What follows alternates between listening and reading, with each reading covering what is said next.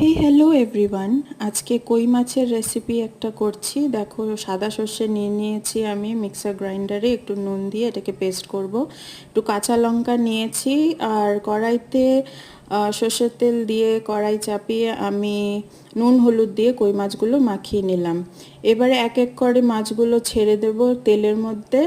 এগুলো লাল লাল করে ভাজা ভাজা হবে। সব মাছগুলো এক এক করে ছেড়ে ভেজে আমি তুলে নেব।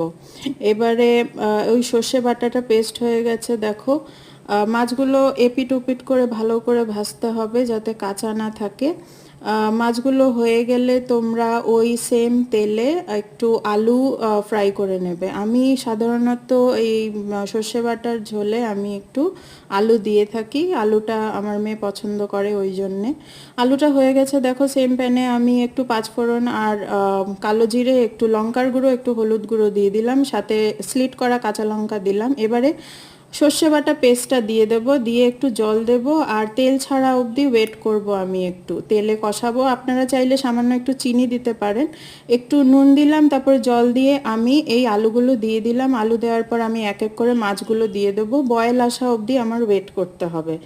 এই জিনিসটা বয়েল আসার পর একটু থকথকে ঝোল হয়ে যাবে। তারপর আমি কাঁচা সর্ষের তেল দিয়ে দিলাম। যখন ঝোলটা হয়ে আসছে তখন আমার রেসিপি রেডি হয়ে যাবে। আপনারা